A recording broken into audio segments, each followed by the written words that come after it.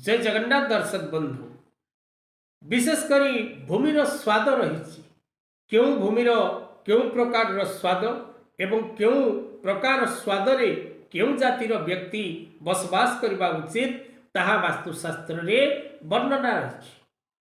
विशेषकर दर्शक बंधु ब्राह्मण माने जो भूमि रे बास करिवे से भूमि सुगंध युक्त हवा दरकार।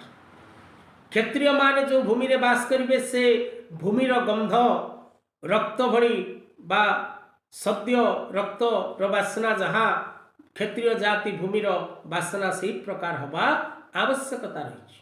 वैश्य मान भूमिर बासना मधुगंध युक्त एवं शूद्र मान भूमिर गंध बा सुगंध मद्ययुक्त हवा आवश्यक रही। जदि ए प्रकार भूमि रे आपण बास करती तेरे निश्चित भाव सुख शांति आनंद लाभ करते।